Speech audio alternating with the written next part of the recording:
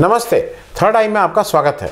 आज से पार्लियामेंट का सेशन नया मॉनसून सत्र शुरू हो रहा है। और एक समय ऐसा था कि जब पार्लियामेंट का सेशन होता था तो लोगों में थोड़ा उत्साह रहता था, थोड़ा ये रहता था कि शायद हमारी जो समस्या है वहाँ उस पर डिस्कशन होगा, कुछ नया होगा। लेकिन अब आम आदमी को इससे कोई फ़र्क नहीं पड़ता है कि पार्लियामेंट का सेशन है नहीं है, क्या है वो ठीक है। कुछ लोग वहाँ बैठ के कुछ बातचीत करेंगे, नहीं करेंगे, सरकार का जैसा मन होगा वैसा करेगी। सरकार का ये मानना है कि उसके पास मेजॉरिटी है तो वो जो चाहे वो कर सकती है। कुछ इस तरह की एक धारणा बनी है।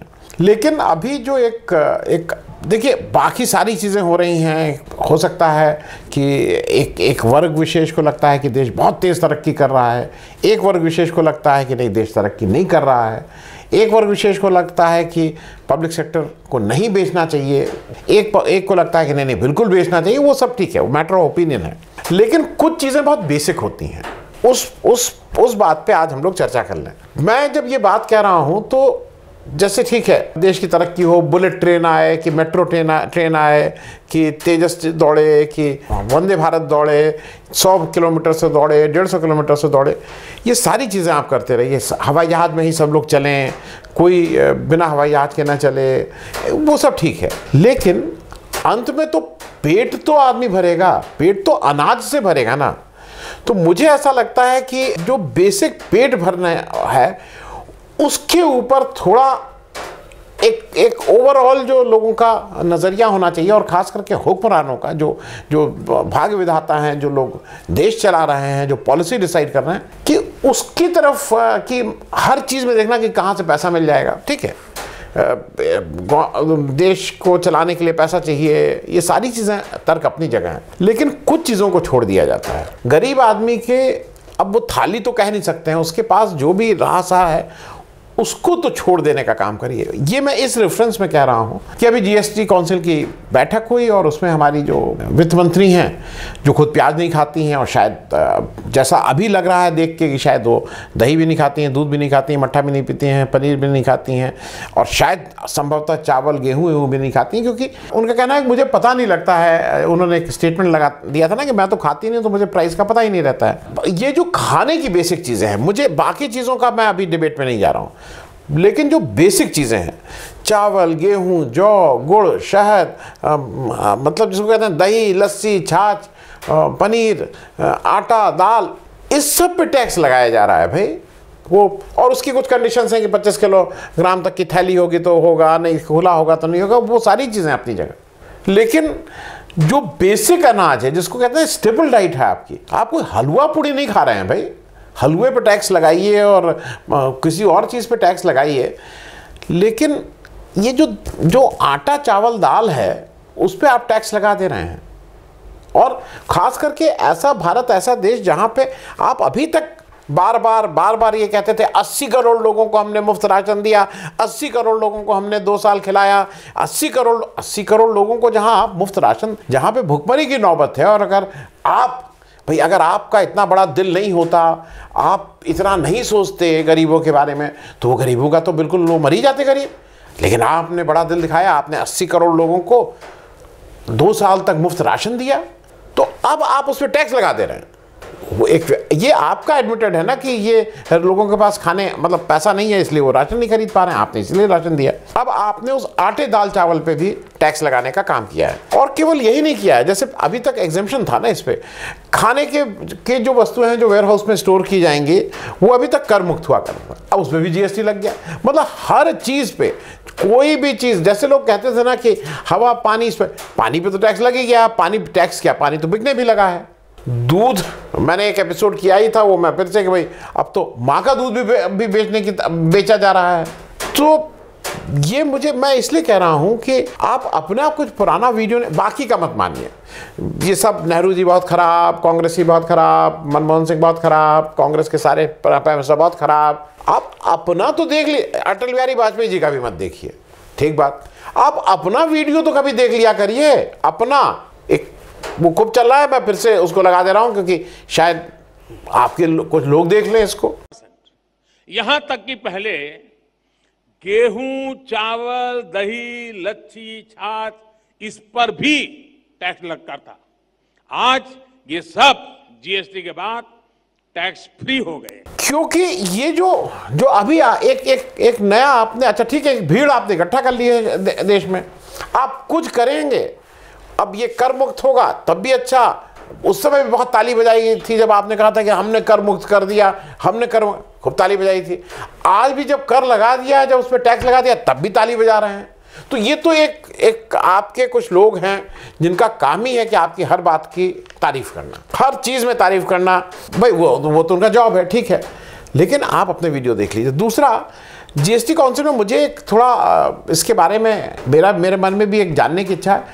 एक बहुत पुरानी समस्या आ रही थी जीएसटी काउंसिल की कि आप प्रदेश का पैसा समय से नहीं दे रहे थे, जो उसके हिस्से का कर आप इकट्ठा करते हैं, और जो इसके उस पर भी अगर आपकी तरफ से कोई एक साफ भाई, जैसे सारी ट्रांसपेरेंट हो रहे हैं, उस पर बताइए कि हम इतना पुराना दे दिए हैं या अप टू डेट दे दिए हैं, ये सब आप बताइए ना भाई। जैसे यूपी इलेक्शन से पहले आपने कहा था कि हम होने के कितना 7 दिन के अंदर सारा गन्ने किसानों का भुगतान कर देंगे, याद है ना?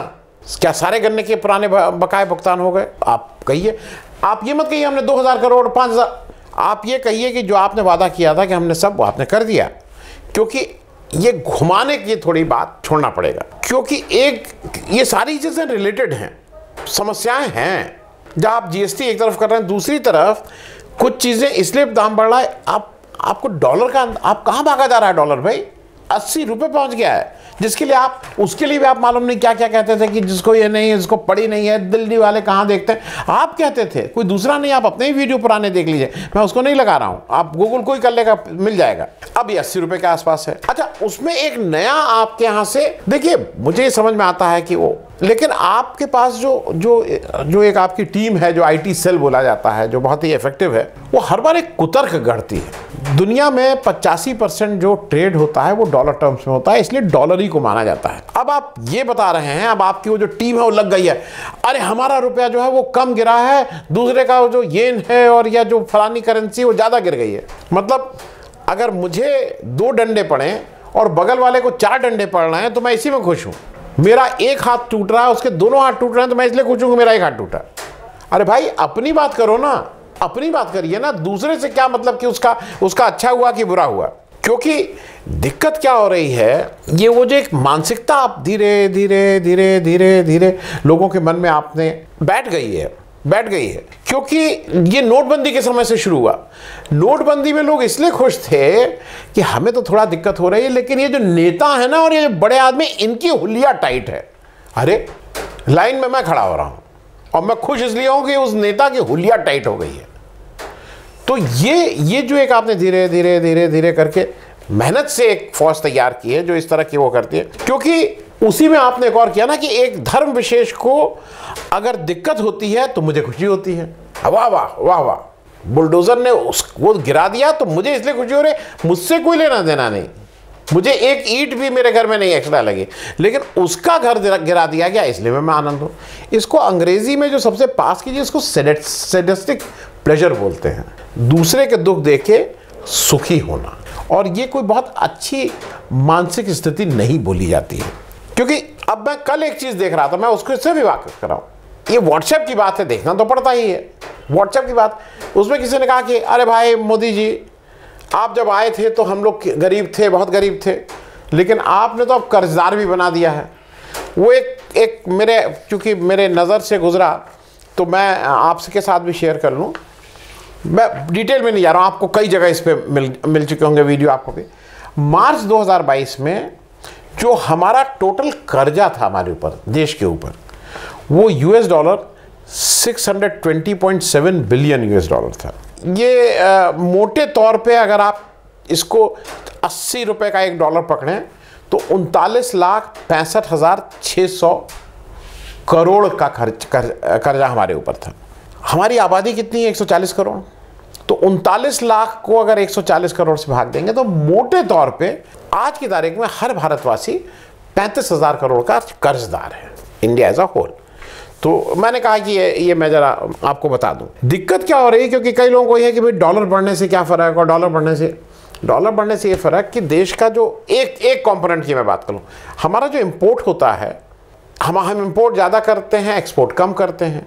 इसको ट्रेड डेफिसिट बोलते हैं। हमारा जो इंपोर्ट होता है ऑयल, जैसे उसमें 33% कंपोनेंट केवल ऑयल इंपोर्ट होता है, वो हम रोक नहीं सकते हैं, नहीं तो श्रीलंका वाली हालत हो जाएगी, वो हम रोक नहीं सकते हैं। अब अगर डॉलर का दाम बढ़ता जा रहा है तो हमारे ऑयल पे भी उसका इफेक्ट होगा, चीज़ें महंगी होंगी, तेल बढ़ेगा तो बाकी सारी चीज़ों से होंगी। दूसरा एक जो खतरा अभी कहीं कहीं बात होनी शुरू हो गई है, कुछ लोगों का कहना है, जो मतलब वही फिर दो पक्ष में सब लोग बटे हुए हैं, एक कहता है बहुत खतरनाक स्थिति है, एक कहता है नहीं बहुत अच्छी स्थिति है। जो फॉरेन एक्सचेंज रिजर्व है देश का, वो ऑल टाइम हाई सितंबर 2021 में गया था 642 बिलियन यूएस, मतलब बिलियन यूएस डॉलर 642 बिलियन गया था ये सितंबर 2021 में ऑल टाइम हाई। इस समय वो आज की तारीख में इस 2-4 दिन में 580 बिलियन यूएस डॉलर पे खड़ा है। अब ये 8 जुलाई का, ये फिगर 8 जुलाई के हैं। ट्रेड डेफिसिट बढ़ रहा है, कुछ लोग ये भी, ट्रेड डेफिसिट मतलब हम इंपोर्ट ज़्यादा कर रहे हैं, एक्सपोर्ट कम कर रहे हैं, तो हमारा ये जो फॉरेन एक्सचेंज रिजर्व है इसी में से ये जा रहा है पैसा। दूसरा कुछ लोगों का कहना यह है कि भाई एक करीब हिंदुस्तान का 22 के एंड में, 2022 के एंड में कुछ हमारे लोन्स मैच्योर हो रहे हैं, जो हमें लोन इंटरनेशनली देने हैं वापस, वो करीब मोटे तौर पे वो करीब 300 बिलियन डॉलर के हैं। अब उसके बारे में कहना है कि अगर वो हमने, उससे हमारा ट्रेड डेफिसिट कम होगा, कुछ लोग उस फॉरेन एक्सचेंज रिजर्व कम होगा, लेकिन उसका एक आर्गुमेंट यह है कि नहीं वो तो स्टेट गवर्नमेंट ने लिया है और कुछ पर्सनल उन्होंने लिया है, लेकिन स्टेट गवर्नमेंट को ऐसे कर्जा नहीं मिलता है, आप स्टेट गारंटी देती है, देश गारंटी देता है तब मिलता है। तो कहीं ना कहीं ये सारी चीज़ें एक दूसरे से मिली जुली हैं। याद है ना, मैं इसलिए याद दिला दूं, एक समय आपने स्टेट गवर्नमेंट से कहा था कि आरबीआई से अपने आप कर्जा ले लो, इस समय हम दे नहीं पा रहे हैं। याद आया ना, कर्जा आपको लेके उनका पैसा आपके पास रखा था जीएसटी वाला, याद आ गया कि नहीं? उस समय आपने स्टेट, तुम लोग अपना अपना ले लो, उन्होंने कहा था हमें कर्जा क्यों, कैसे देगा कोई, तो वो स्थिति इस समय भी आ सकती है। इस समय मानसून सत्र शुरू होने वाला है, 12 अगस्त तक चलेगा, कुल मिला के 14 दिन की बैठक होनी है। एक ऑल पार्टी मीटिंग हुई जिसमें हमारे पीएम साहब नहीं आए, भाई ये उनका प्रोग्रेटिव, मैं नहीं आऊँगा, उनको लगता है कि ये सब मीटिंग में कुछ होता नहीं है। अब तर्क ये दिया जा रहा है, तर्क कहिए, कुतर्क कहिए, सुतर्क कहिए, कि मनमोहन सिंह भी नहीं आते थे। तो चलिए मान लीजिए मनमोहन सिंह नहीं आते थे, अगर कोई खराब काम मनमोहन सिंह करते थे तो क्या आप लोग ये कहीं लिखा के लिया है क्या कि नहीं जो खराब काम करेंगे उसको तो हम जरूर करेंगे? अरे वो खराब काम करते थे, आप अच्छा काम शुरू कर दीजिए। मनमोहन सिंह नहीं आते थे, वो नहीं आए, आप तो आए। क्योंकि एक चीज़ और जान लीजिए, मनमोहन सिंह कोई इलेक्टेड नेता नहीं थे, और मनमोहन सिंह को अपने पार्टी के ऐसे नहीं थे कि उनसे वोट, मनमोहन सिंह की जो ताकत थी और उनका जो सबसे बड़ा स्ट्रांग पॉइंट था, वो आर्थिक विशेषज्ञ थे। देश को आर्थिक संकट से उन्होंने बाहर निकाला था। ये कई बार है, उस पर डिबेट नहीं कर रहे हैं, लेकिन वो आर्थिक नीति के काम के जानकार थे। आप क्या हैं? आप तो कहते हैं सबका साथ सबका विकास, आप तो सबको साथ लेके और नेता और भाषणबाजी के वाले आप नेता हैं, आप तो जन नेता हैं ना। तो आप क्यों नहीं आते हैं? क्योंकि क्यों अवॉइड करते हैं? आप प्रेस कॉन्फ्रेंस अवॉइड करते हैं, आप ऑपोजिशन से मिलना अवॉइड करते हैं। चीफ जस्टिस ऑफ इंडिया तक कह रहा है अब जयपुर में उसमें कि भाई ऑपोजिशन का स्पेस डिमिनिश हो रहा है, छोटा होता जा रहा है। वो ये कह रहा है कि पार्लियामेंट्री डेमोक्रेसी की बात कर रहा है, वो पार्लियामेंट्री गवर्नमेंट को कह रहा है, तो आप पार्लियामेंट्री गवर्नमेंट को ही आगे बढ़ाने में लगे हुए हैं। देखिए, मूल रूप से मोटी बात यह है कि समस्याएं 3 हैं: महंगाई, बेरोजगारी और धार्मिक सौहार्द, कम्युनल हार्मनी बुरी तरह से उस पर अटैक हो रहा है। अब इसको कैसे आप एड्रेस करते हैं, क्या करते हैं, ये देखने वाली बात होगी। क्योंकि ऑल पार्टी मीट में जो ऑपोजिशन ने कहा कि भाई हम इस तरह से ये चीज़ें हम उठाएंगे, उसमें आपके प्रहलाद जोशी ने तुरंत कहना शुरू किया। अब उन्होंने कहा था कि हम misuse of investigating agency, Agnipath scheme, federal structure पर जो स्टेट और सेंट्रल का जो झगड़ा, उस पर जो अटैक हो रहा है उस पर, और चीन का भारतीय सीमा में घुसाने पे बात करेंगे। आपके सुब्रमण्यम स्वामी इस बात पे कह रहे हैं कि चीन घुसाया है अंदर, वो आपके बीजेपी के सांसद हैं वो कह रहे हैं। प्रहलाद जोशी उस पर कहते हैं कि government is ready to discuss any issue, लेकिन कहते हैं but opposition is raising non issues. तो आपके लिए तो अच्छी स्थिति है ना, अगर इंपॉर्टेंट इशू की जगह वो नॉन इशू जिसका कोई महत्व नहीं वो उठा रहे हैं, तो आप उसी को डिस्कस कर लीजिए, आप भी निकल जाएंगे, आपको कटघरे में नहीं खड़ा होना पड़ेगा। दिक्कत क्या है?